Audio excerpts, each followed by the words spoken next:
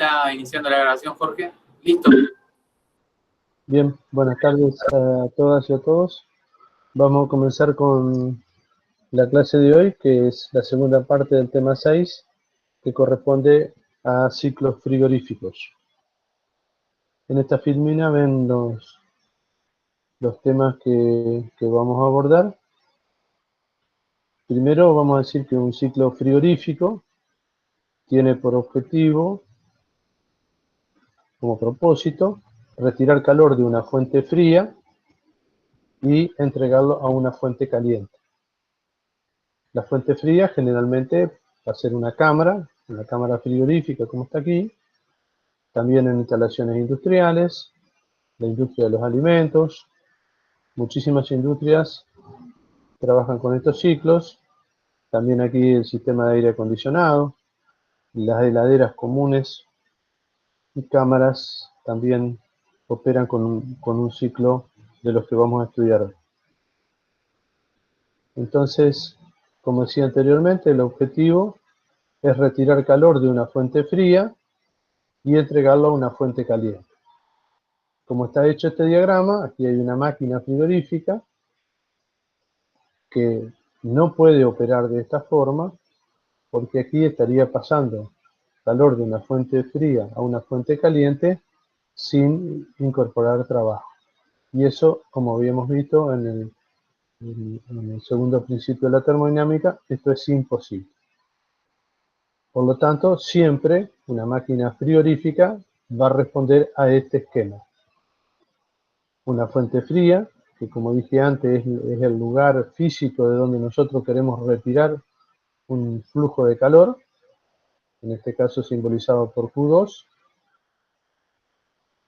Ese calor va a ser absorbido por el fluido que recorre un ciclo dentro de la máquina frigorífica, en el cual recibe trabajo y cede calor Q1 a la fuente caliente, que en la parte práctica es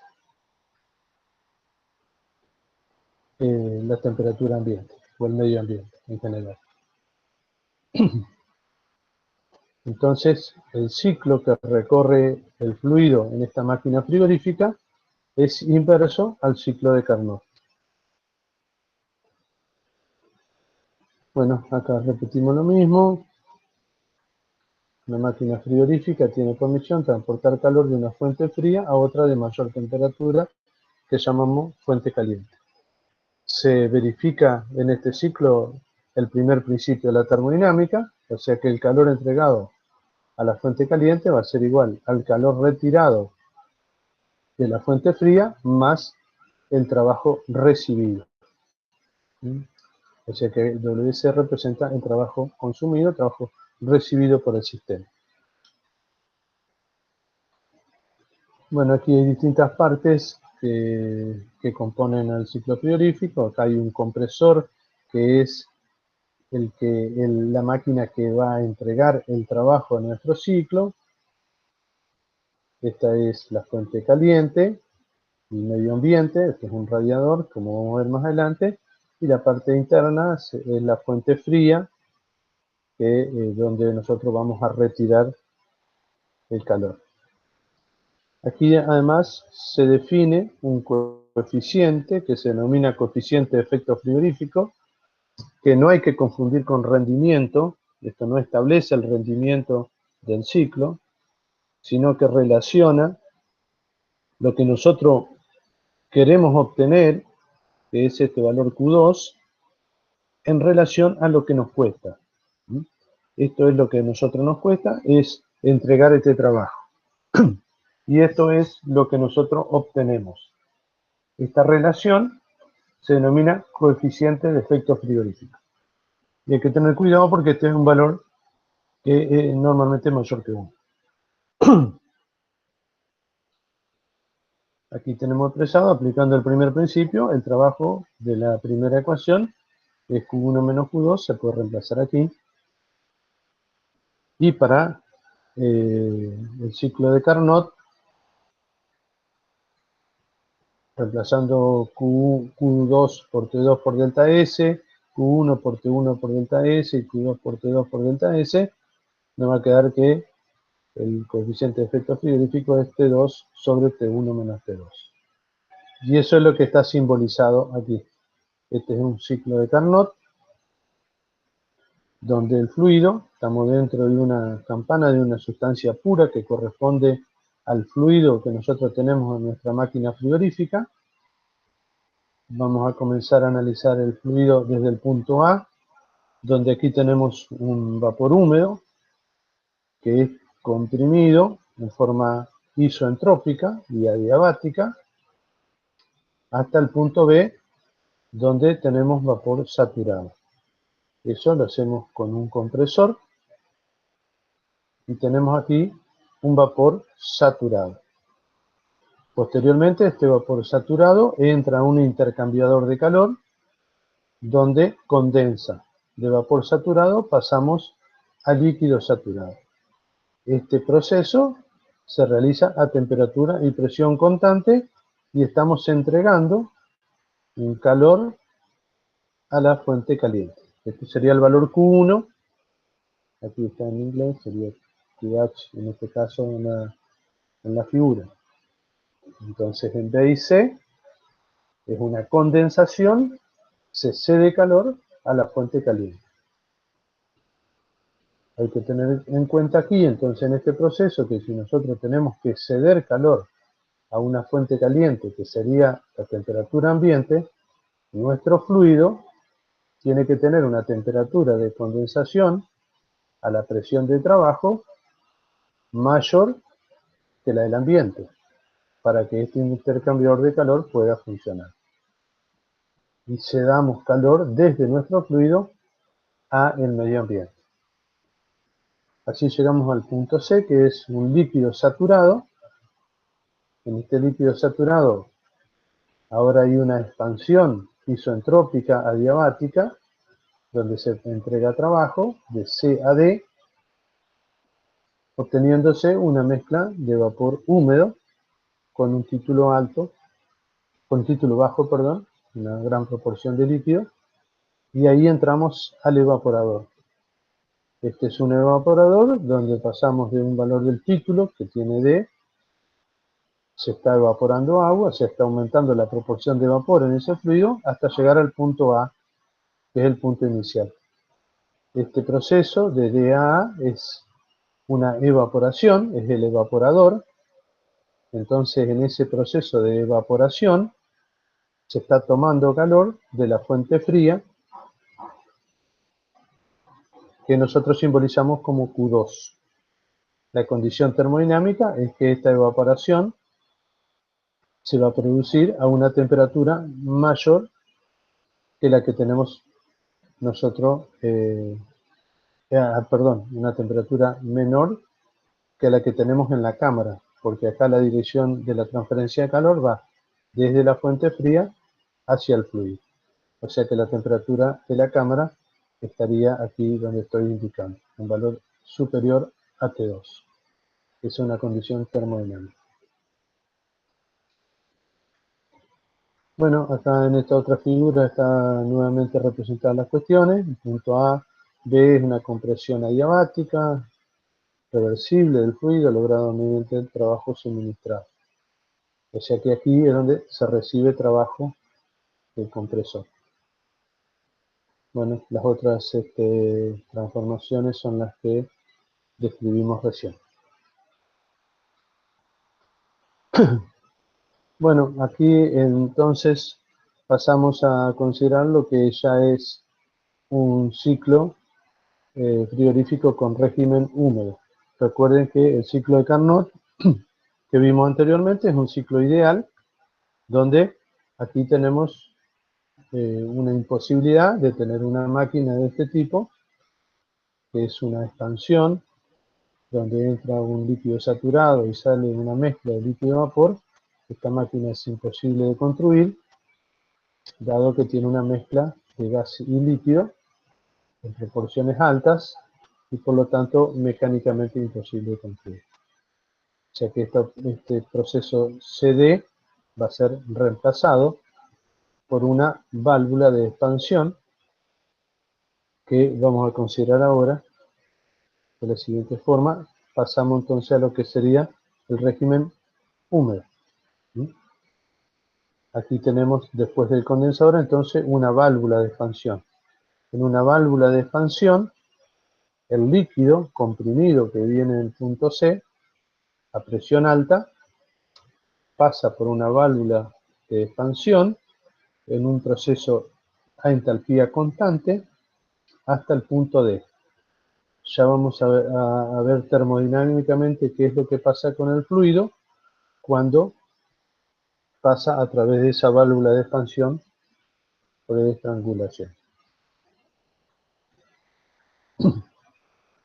Esto que estaría dibujado aquí es el ciclo frigorífico que se denomina con régimen húmedo, porque el vapor que ingresa porque lo que ingresa al compresor en el punto A es un vapor húmedo.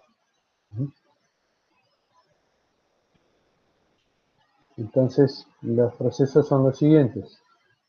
De A a B, nuevamente, es la compresión, en este caso isentrópica, adiabática, hasta obtener un vapor saturado.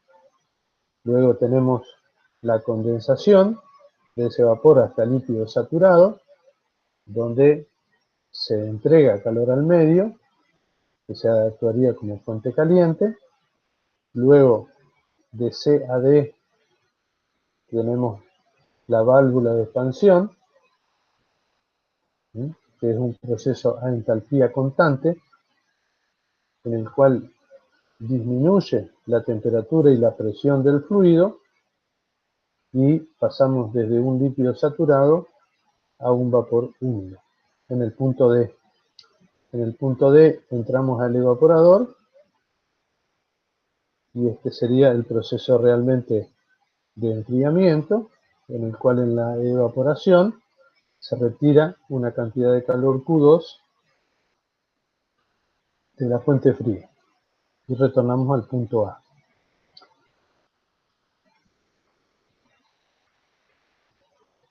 Veamos lo que ocurre en este proceso de estrangulación de un fluido desde el punto de vista termodinámico. El proceso se denomina efecto de Joule-Thomson y después ustedes van a completar esto desde la parte práctica con ejercitaciones aplicando estos conceptos. Aquí tenemos un sistema circulante donde viene aire, se estrangula, o sea, se reduce la sección y luego se aumenta la sección. Esto significa que hay una estrangulación seguido de una expansión. Y vamos a analizar este proceso termodinámico, desde esta sección a esta otra sección. Este proceso es adiabático, por lo cual no hay intercambio de calor.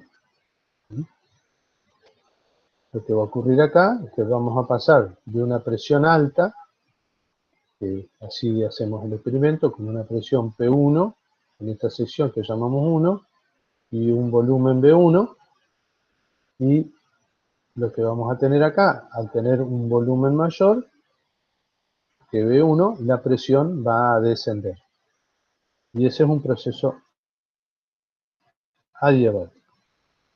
Por lo tanto, si aplicamos el primer principio de la termodinámica, la variación de energía interna es igual al calor menos el trabajo.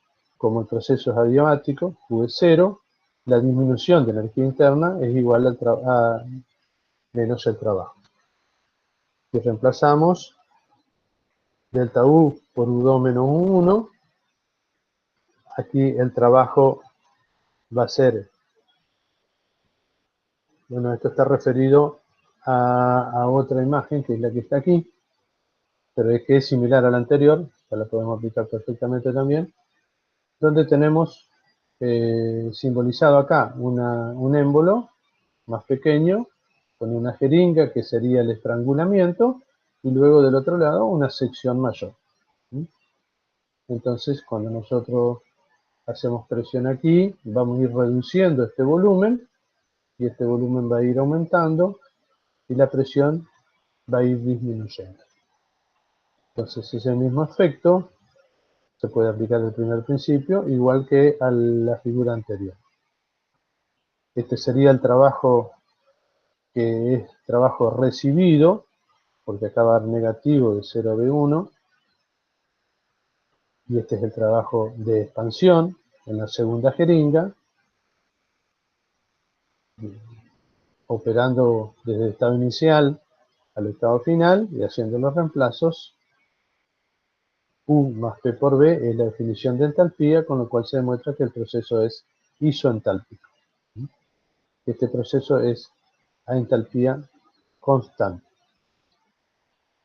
Aquí está definido también lo que es el coeficiente de Joule-Thomson, que el coeficiente de Joule-Thomson indica cómo varía la temperatura al variar la presión,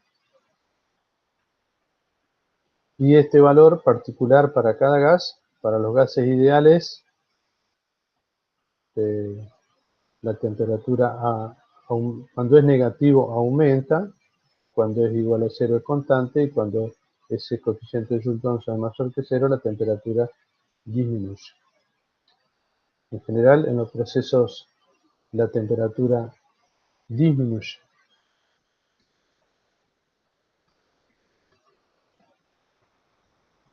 Volviendo a la definición del efecto frigorífico,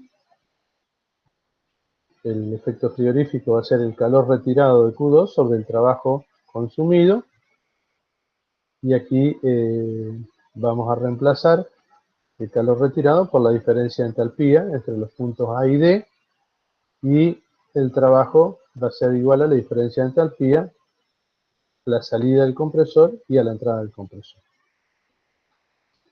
Bueno, el trabajo en la válvula de expansión es nulo, o sea que el trabajo neto solamente va a corresponder al trabajo consumido en el compresor.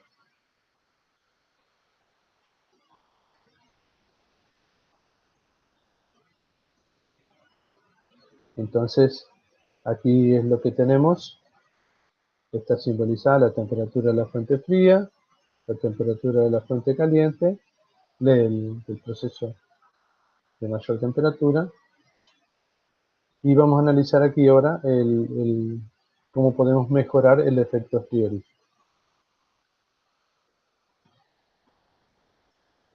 El efecto frigorífico, coeficiente de efecto frigorífico, va a mejorar cuando mayor sea Q2 y cuando menor sea el trabajo consumido. O sea, cuando aumentemos nuestro beneficio y disminuyamos nuestro costo.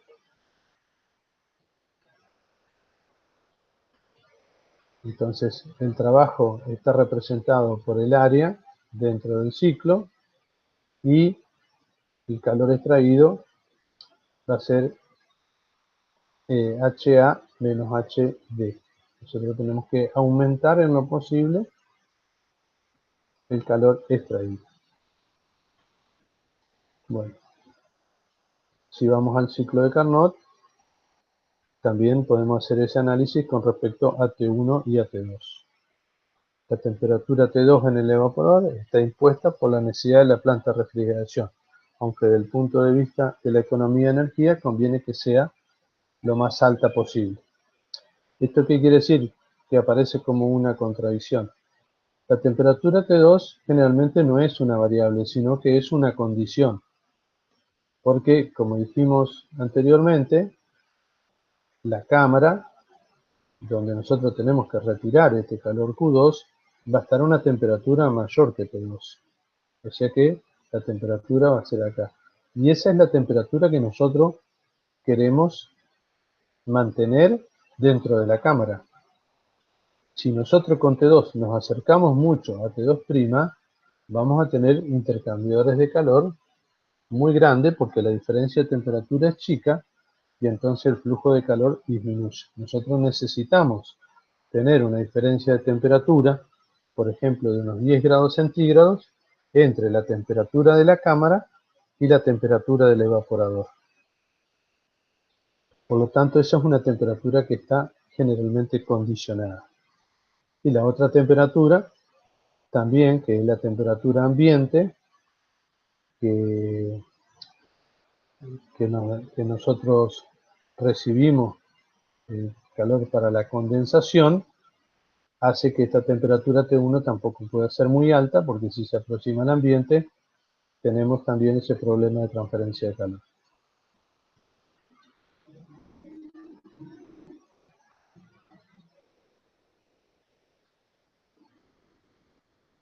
Bueno, las temperaturas de las cámaras son muy variables y generalmente se pueden ajustar, ya vamos a ver eso más adelante. Son distintas opciones que tenemos. Y esto que está escrito aquí en esta posición es lo que le acabo de decir. Bueno, acá hay algunos valores que también son relativos a los lugares geográficos que habitamos, los valores de temperatura en verano, en invierno. Y acá hay algunos valores indicados si se utiliza el amoníaco como fluido refrigerante, pero ya vamos a ver en general las propiedades que tienen que tener los fluidos para satisfacer las necesidades que nosotros tengamos.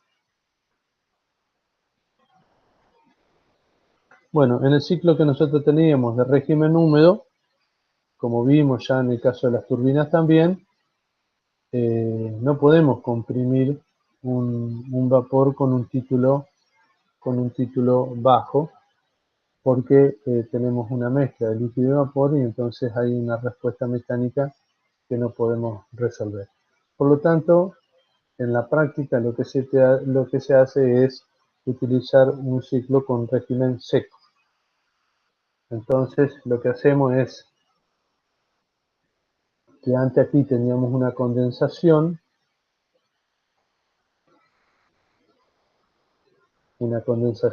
que el punto A estaba en este punto, ahora tenemos un condensador total. Y luego de la condensación total, o sea, de la evaporación total, perdón, en el punto A tenemos un vapor saturado, no una mezcla de líquido y vapor como era en el régimen húmedo que estaba, el punto A estaba ubicado acá. Y después tenemos el compresor que va a operar con el gas en el área que corresponde a un vapor sobrecalentado. Los equipos que lo conforman, la modificación que hemos hecho son las siguientes. Vamos a tomar acá nuevamente el punto A. Esto es un filtro que está dibujado acá, pero no provoca ningún cambio más que una cuestión de seguridad, de que no entre una partícula sólida al compresor, que ya todo eso finalmente está incorporado a la máquina. Ya que al compresor entra un vapor saturado A, que sería el que corresponde a este punto. Acá hacemos una compresión ideal isentrópica hasta el punto B, que corresponde a esta línea de presión. Esta presión A es la presión que se denomina presión de baja, y esta la presión en el punto B, que sería la presión máxima del sistema, está en el punto B. Y también, fíjense que es la mayor temperatura. Esto va a ser una cuestión importante. La temperatura que sale el fluido del compresor. Y eso estaríamos en este punto. Bueno, luego aquí también hay un separador de aceite para que el fluido no arrastre aceite al condensador, porque va a provocar molestias ahí. Generalmente este separador de aceite también está incorporado al compresor, pero bueno, aquí están las figuras. No provoca ningún cambio desde el punto de vista termodinámico. Por lo tanto, en el punto B entramos al condensador, que va a primero tener una etapa de enfriamiento hasta vapor saturado. Esta línea es de presión constante, pero la temperatura va variando porque es un vapor sobrecalentado. Al llegar al punto C, comienza la condensación. Ahora el proceso en la condensación va a ser a temperatura y presión constante, mientras el fluido condensa totalmente hasta el punto D, que sale del condensador. Aquí. Aquí se produce una transferencia de calor desde el fluido que va por dentro de los tubos del condensador hacia el agua de enfriamiento o el aire en algún caso. Puede ser un agua de enfriamiento en las grandes instalaciones o puede ser el aire en una cámara pequeña, familiar o industrial pequeña. Entonces estamos en el punto D con un líquido saturado a alta presión. Aquí ingresa, ahora va la válvula de expansión. Aquí también hay dibujado un depósito, que es una cuestión que también tiene que ver con las instalaciones y el tamaño de la instalación, pero se llega ahí con un líquido saturado a alta presión a la válvula de expansión. Aquí en la válvula de expansión sí hay un proceso termodinámico porque hay una expansión isoentálpica que corresponde a esa estrangulación, en el cual el fluido de líquido saturado pasa a un vapor húmedo, disminuyendo la temperatura y la presión a lo largo de ese proceso. O sea que en el punto E tenemos una presión menor que en el punto E y menor temperatura de ese líquido que ahora es en realidad un vapor húmedo.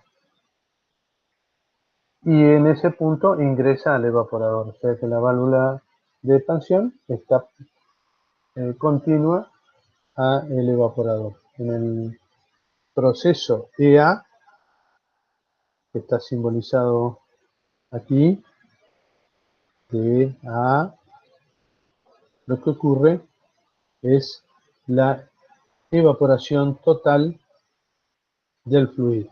O sea que en A va a salir un vapor saturado. Por eso es que después del evaporador hay un separador de líquido, porque si este vapor sale húmedo, en el separador de líquido va a desprender el líquido y lo que va a ir al compresor es solo vapor saturado sin arrastre de líquido. El líquido va a quedar en este depósito y va a ser incorporado luego al evaporador. Entonces aquí lo que tenemos en este régimen seco es una evaporación total ingresando al compresor con un vapor saturado. No sé si van entendiendo hasta aquí. ¿Quieren hacer alguna pregunta?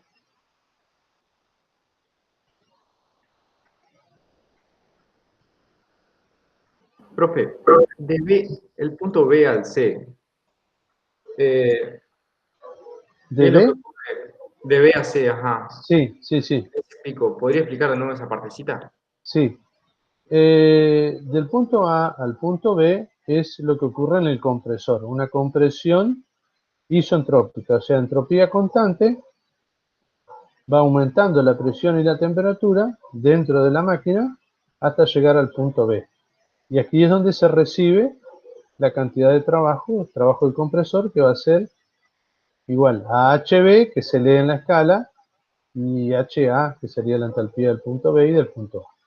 Y salimos del compresor en este punto, que es un punto de mayor temperatura y de mayor presión en el ciclo. Pero es un vapor sobrecalentado. Entonces, para poder condensarlo, que es, yo tengo que llegar al punto D, primero tengo que enfriarlo. Ese enfriamiento se hace a presión constante, porque la presión, la presión desde B hasta D es la misma presión. Pero cuando tengo un vapor sobrecalentado y lo enfrío, la temperatura disminuye. Disminuye hasta llegar a las condiciones de condensación, que sería la temperatura de condensación de ese fluido debido a la presión a la cual se encuentra. A partir de que inicia la condensación en el punto C, la condensación es un proceso que se realiza a temperatura y presión constante. No sé si está claro. Sí, profe, se entiende, gracias. Una consulta. Sí. Por ahí es una confusión de términos míos. De D' a E yo tengo un aumento de la entropía, ¿no? Pero de D a E era a entalpía constante. Yo había Sí, Seguramente no. entendí mal que... El fluido, en este ciclo que está dibujado acá, Sí. corresponde la transformación de D a E. No pasa por acá. Esta era la anterior, cuando en lugar de tener la válvula de expansión, tenía un expansor aquí. Una máquina que no existe mecánicamente, que es ideal, en el cual voy a provocar una expansión a entropía constante. Pero parto de un líquido saturado y obtengo una mezcla. O sea, este proceso es ideal de D a D', que corresponde al ciclo de Carnot. Como este no se puede realizar, porque no tengo una máquina que me haga este trabajo, esta operación termodinámica, lo reemplazo por una válvula de expansión que sigue este camino. D y E. En la práctica, esta válvula de expansión está pegada al evaporador, porque ni bien sale de aquí, de la válvula, empieza a enfriar el proceso de retirar calor. Sí. La distribución de los aparatos lo conozco, no conozco la teoría más que nada. Pero Sí. me confundía eso, ese aumento de entropía No, sin... este aumento de entropía corresponde a un proceso de evaporación desde el punto de vista ideal, ¿no es cierto? Porque tenemos de un título donde tenemos mayor proporción de líquido a donde tenemos menor proporción de líquido. O sea que parte del líquido acá se ha evaporado. Eso requiere tomar calor y por lo tanto tiene un aumento de entropía. Claro. Una evaporación corresponde a un proceso de aumento de entropía. Así como una condensación disminuye la entropía. ¿Por qué? Porque acá nosotros estamos recibiendo calor. Claro. Muy bien. Bueno. ¿Alguna otra cuestión?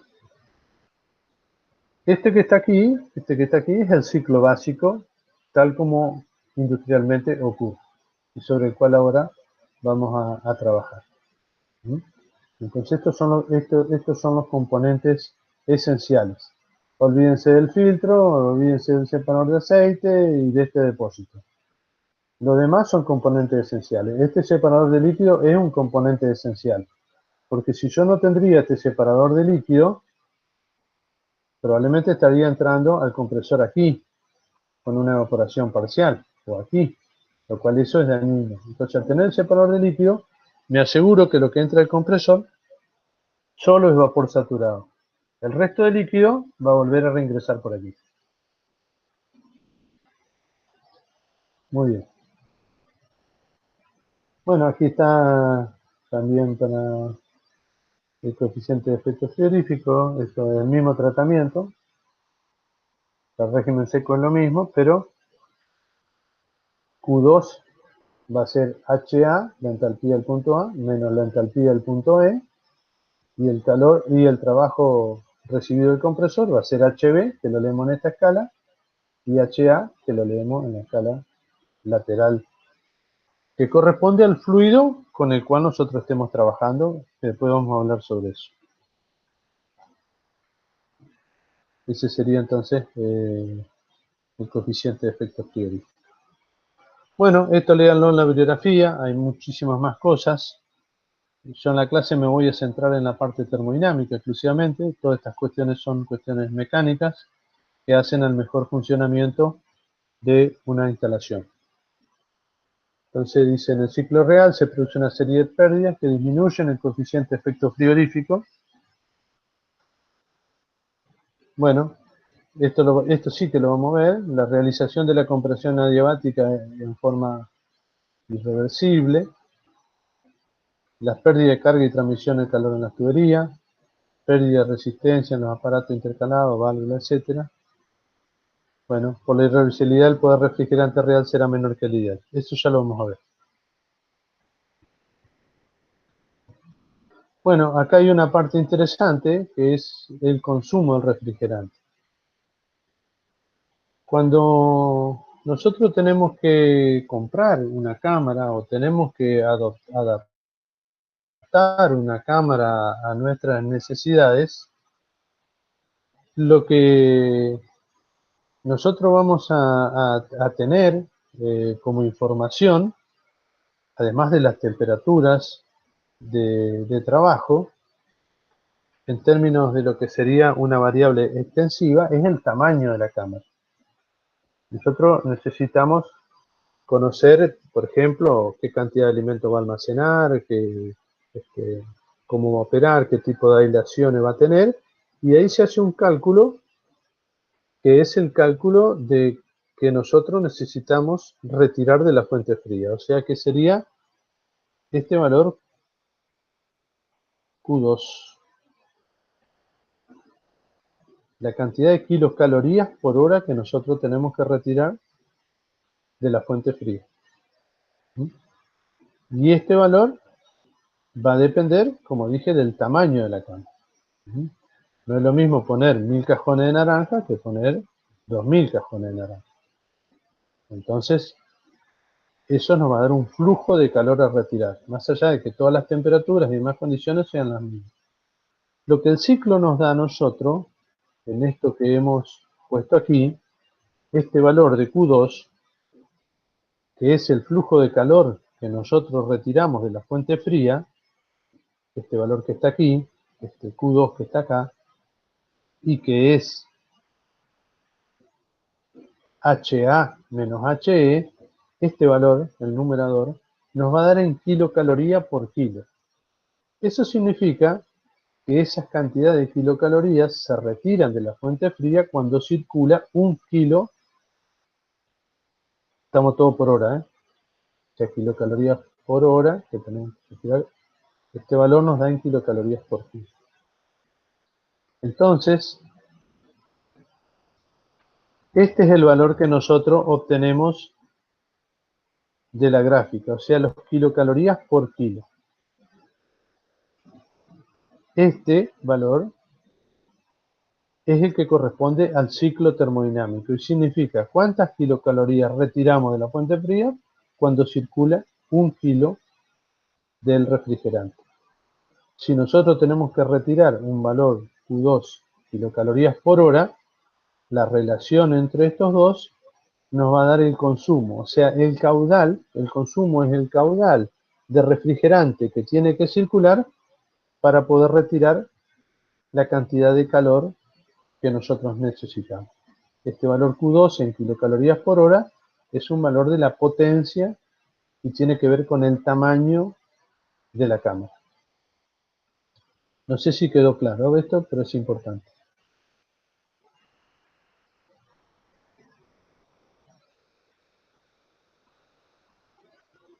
¿Lo entienden eso? Sí, profe. Sí. ¿Quiere O que lo sea, explique de nuevo o lo explico de nuevo?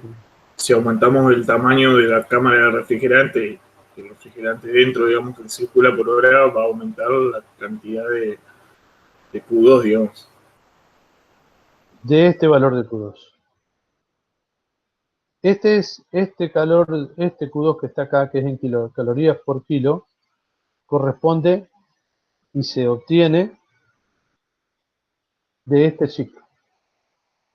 Y no tiene nada que ver con el tamaño de la cámara. Acá el calor retirado va a ser HA menos HE y me va a dar cuántos kilocalorías retiro cuando circula 1 kilo del refrigerante. Y ese es el valor que se llama Q2 específico. HA menos HE, y esa diferencia me va a dar un valor de Q2 minúscula que está expresado en kilocalorías por kilo. Si yo ese valor lo multiplico por el consumo, o sea, en cuántos kilogramos por hora circulan, me va a dar un resultado que también se llama Q2, pero que tiene unidades de kilocalorías por hora. O sea, cuánto calorías yo retiro de la fuente fría, que es la potencia de la instalación. Entonces, si yo voy a enfriar naranjas, por ejemplo, en una empresa pequeña y en una empresa que quiere almacenar el doble de naranja, este ciclo es el mismo para los dos. Es exactamente igual. Lo que va a cambiar es el tamaño de la instalación, o sea, en uno va a circular una cantidad de kilos por hora de fluido y en otro va a circular más kilogramos por hora de fluido. Van a tener un compresor más grande, intercambiador de calor más grande, evaporadores más grandes. ¿Mm? Pero los valores termodinámicos de los dos ciclos son iguales. ¿Se comprende? Sí, profe. Muy bien. Entonces, en eso estamos. ¿No? El consumo sería, entonces, el caudal de fluido que tiene que circular para obtener el valor de la potencia de la instalación. Este consumo o este caudal lo multiplico por las kilocalorías por kilo que lo obtengo del ciclo frigorífico.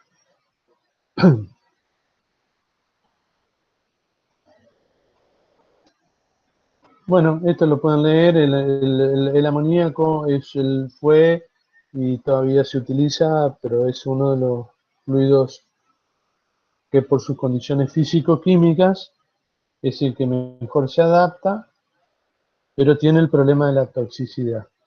El amoníaco ya está siendo descartado de todas las instalaciones, aunque algunas todavía siguen funcionando con amoníaco.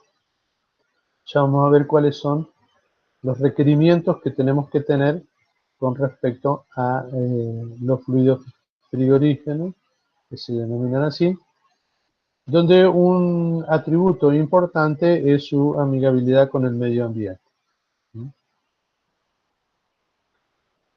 Bueno, estos son datos que usarán para la parte de problemas ustedes.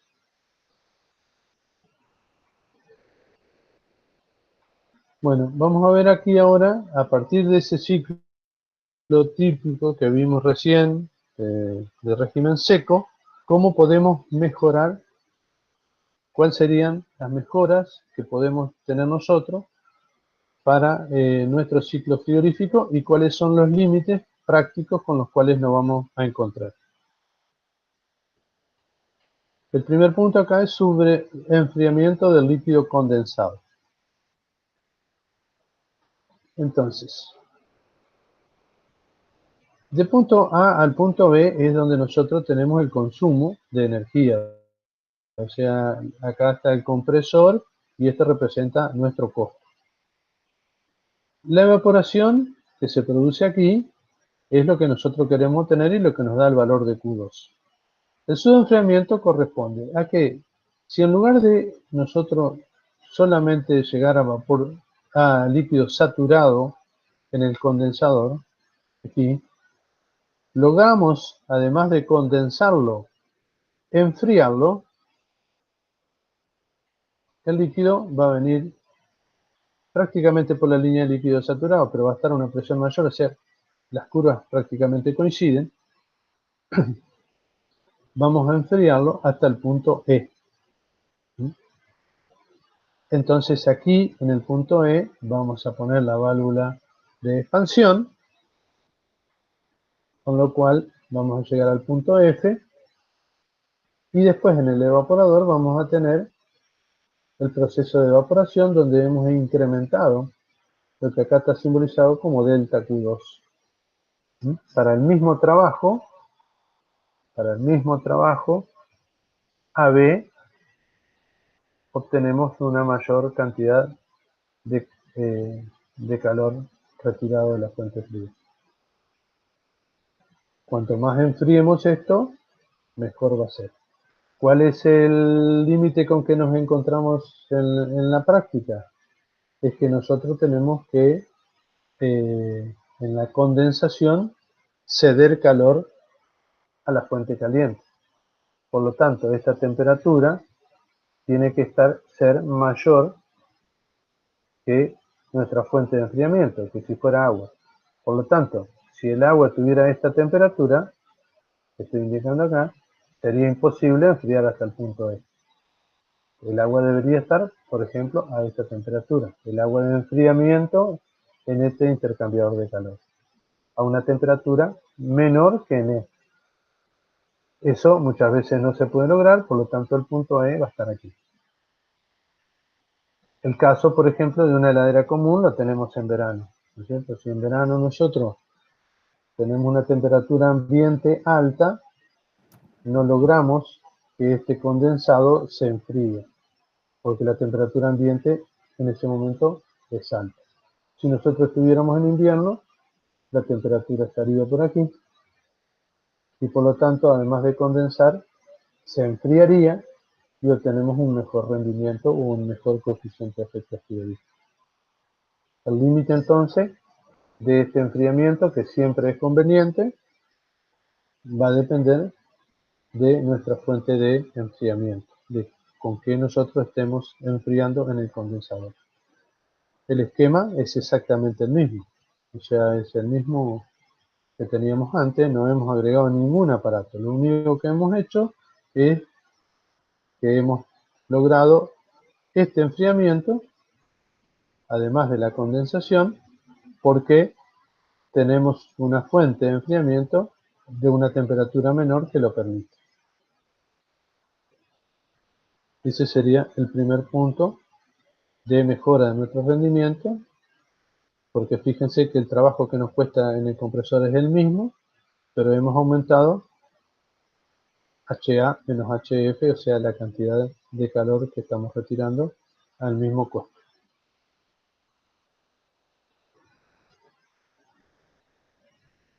La otra opción que tenemos es trabajar con doble compresión o sistema compuesto.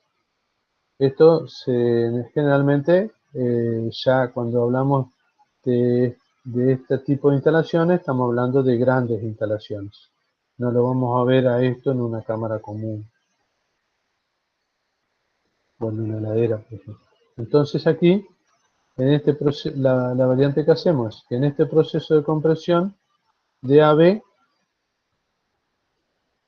llegamos hasta esta presión y esta temperatura, enfriamos de B a C, como está aquí.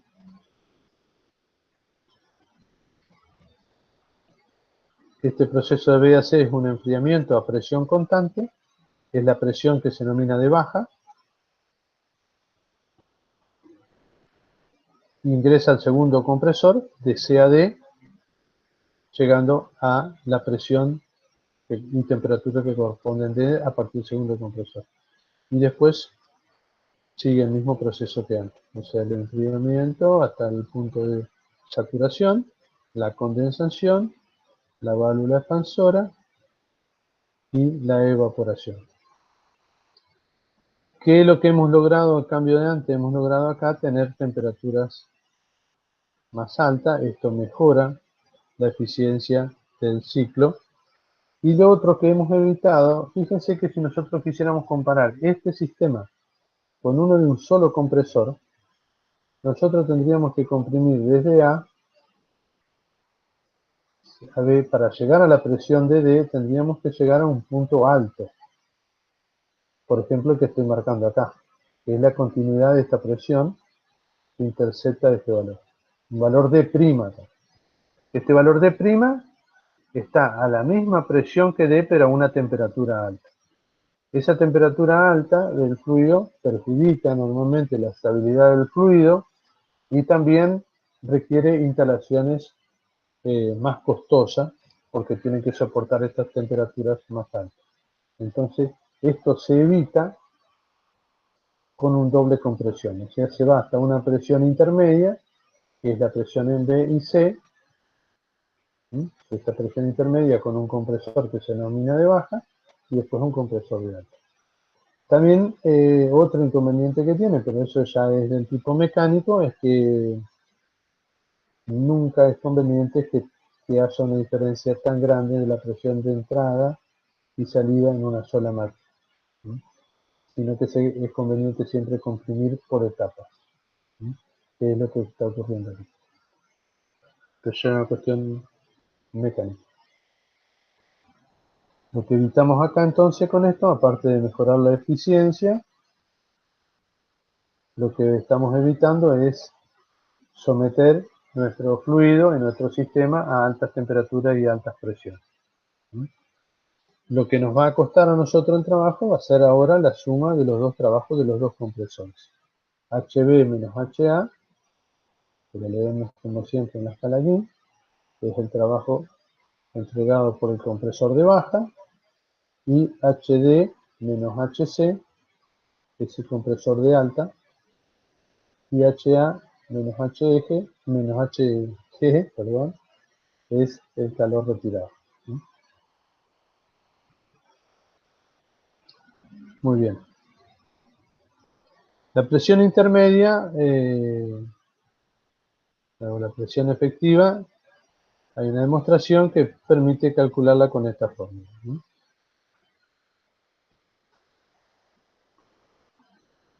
La presión intermedia, la raíz cuadrada entre la presión E y la presión A.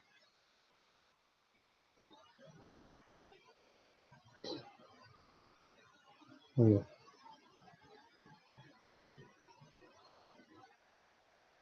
Bueno, otro dispositivo que mejora también la eficiencia es cuando tenemos una doble estrangulación.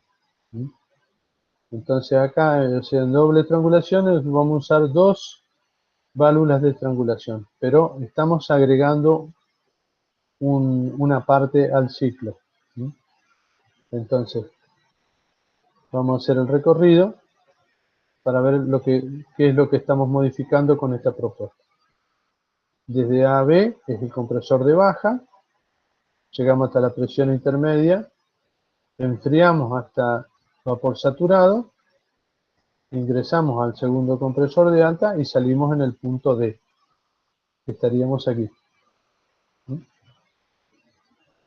Una vez que ingresamos en el punto D del condensador, se enfría hasta el punto E, condensa hasta el punto F, se enfría hasta el punto G, donde hay una primer válvula de expansión, que sería el proceso a entalpía constante de GAH. En ese punto se separa, por un lado, el vapor saturado, que va a ingresar al compresor de alta, porque está hecha la separación acá. El líquido J se separa de este vapor húmedo H e ingresa a la segunda válvula de estrangulación hasta el punto K. Y en punto K ingresamos al evaporador. Y esto de la misma forma que antes. Saliendo del evaporador, retornamos al compresor de baja hasta B y así sucesivamente. O sea que acá una parte de lo que hemos incorporado acá entre G y H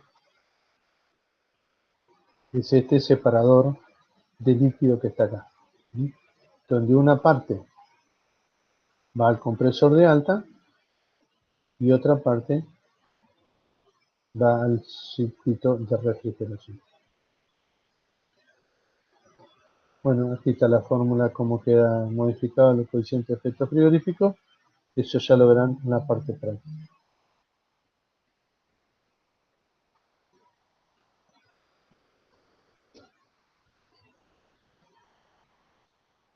Bueno, aquí en el ciclo frigorífico con doble compresión, subenfriamiento y doble estrangulación, es una variante del sistema anterior en el cual se utiliza perdón.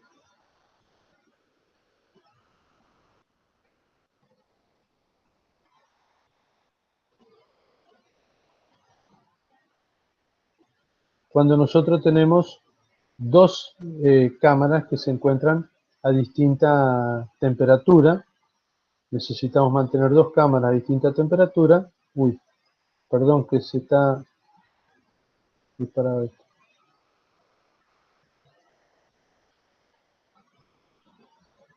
Lo que hacemos acá en este ciclo, entonces, con dos evaporadores, es incorporar a la presión intermedia una cámara. Este evaporador está retirando calor a una temperatura intermedia, y una cámara más fría a la temperatura más baja.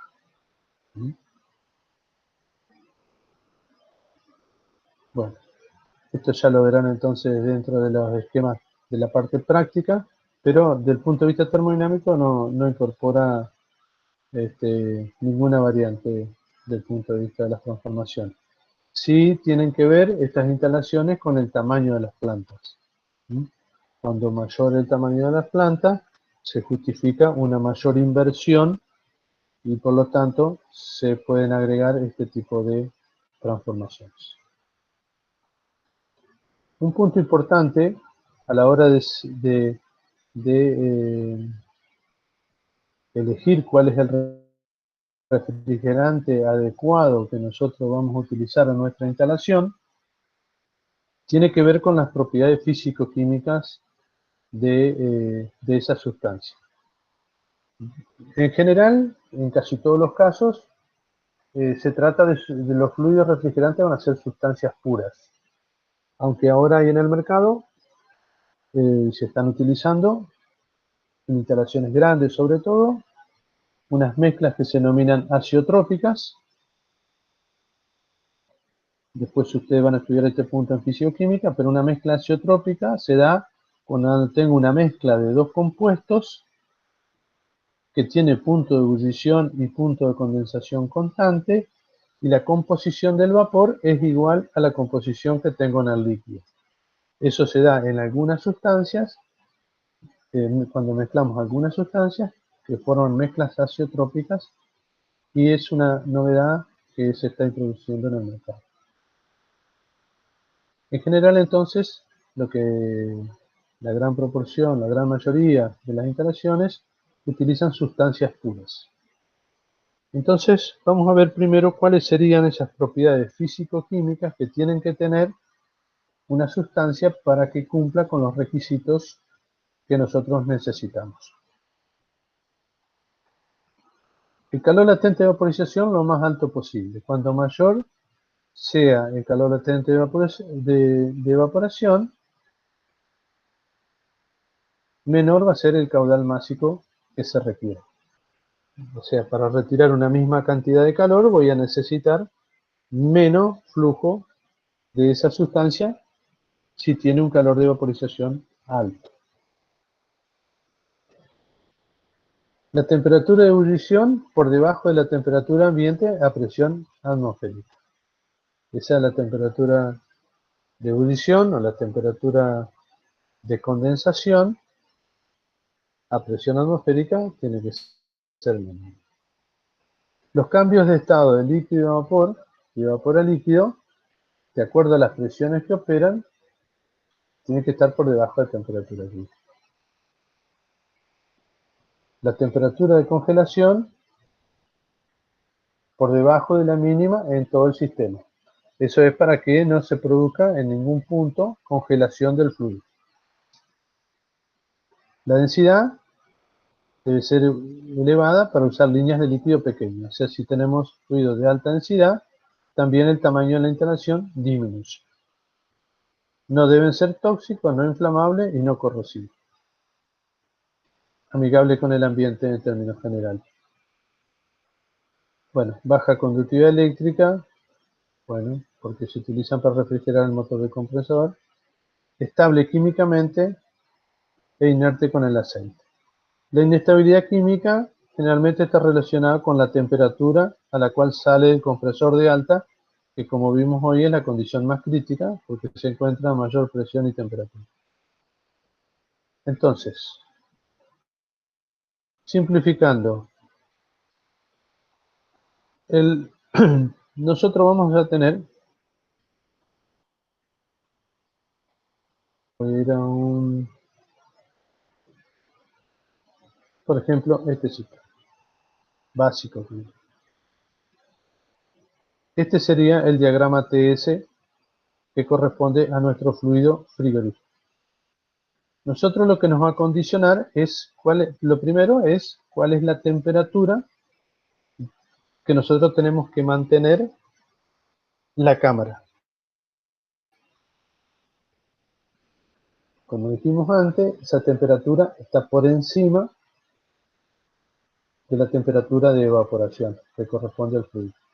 Por lo tanto, si nosotros tenemos que tener una cámara, por ejemplo, a menos 20 grados bajo cero, sería acá, Por ejemplo, el fluido tendría que evaporarse a menos 25 grados bajo cero. La cámara a menos 20, el fluido a menos 25. La presión a la cual se tiene que producir esta evaporación es conveniente que esté por encima de la atmósfera. De tal forma que siempre haya una presión positiva en todo el sistema. No que haya unas zonas de vacío. Esta transformación GA es la de menor presión de todo el circuito. Por lo tanto, esta presión tiene que estar por encima de una atmósfera y la temperatura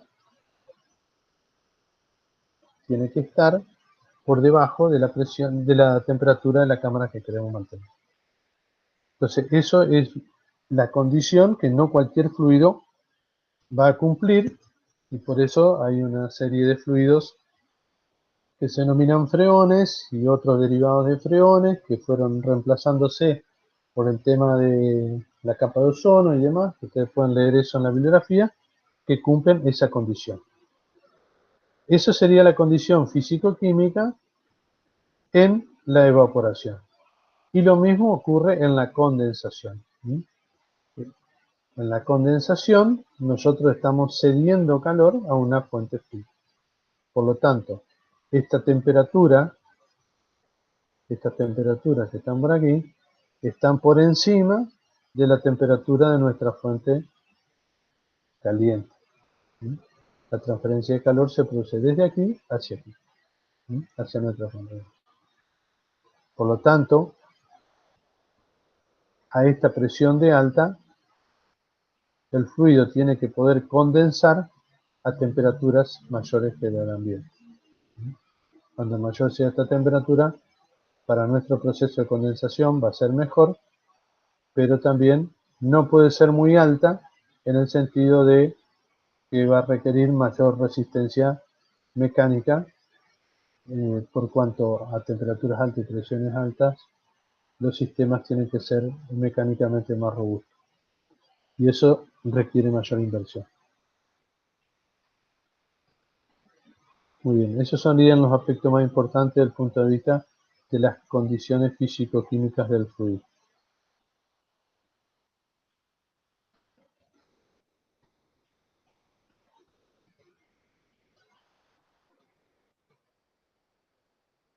Bueno, esto es lo mismo que le acabo de decir. Bueno, aquí hay otro circuito de refrigeración que opera en una forma diferente del anterior, que se denomina refrigeración por absorción, y en el cual lo que tiene poca utilidad en la práctica porque es para instalaciones de tamaño intermedio, pero que son interesantes porque reemplazan el trabajo que se obtiene del compresor por un sistema de absorción, como vamos a ver ahora. Esto que está señalizado en línea de punto reemplaza el compresor del ciclo de régimen seco. Del evaporador dijimos que salía un vapor saturado. En el punto B va a ingresar a un absorbedor. A un absorbedor ingresa este fluido, que es nuestro, por ejemplo amoníaco, y se absorbe con agua. O sea, esto es agua líquida en el cual el amoníaco se disuelve. Eso es un proceso de absorción.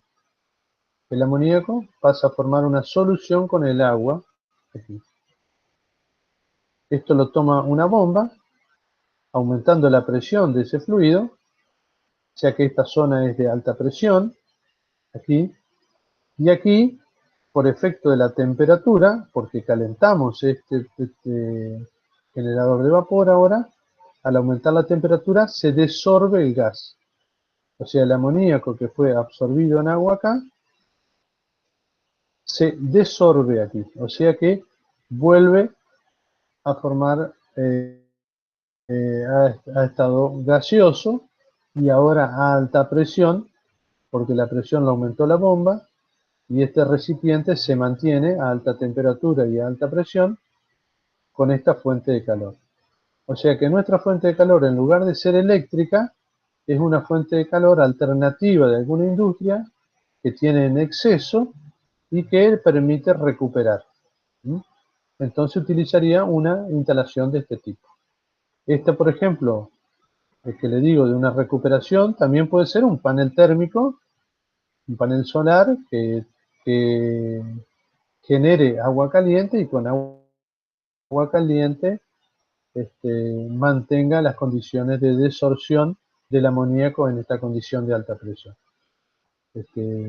Y puede ser utilizado como un esquema de mejora en cuanto al uso de energías alternativas.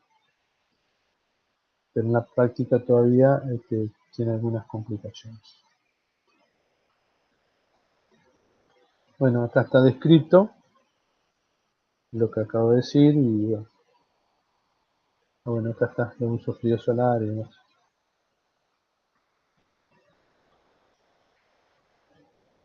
Bueno, todas estas cuestiones son datos, información que ustedes van a ver en la parte práctica. Acá tienen el diagrama TS para el amoníaco. Bueno, yo no alcanzo a ver los valores, pero bueno, acá la evaporación, por ejemplo, que tiene que producirse por encima de una atmósfera. Después viene el compresor, un enfriamiento, una doble compresión, un enfriamiento, una condensación, un subenfriamiento líquido saturado,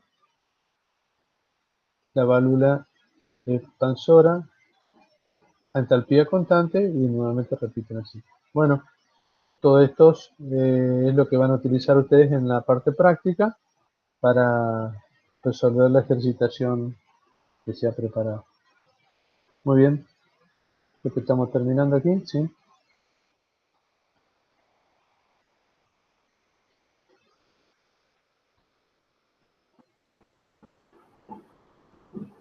¿Alguna pregunta? De mi parte no. Bueno, muy bien. Entonces, hasta este punto es que vamos a incorporar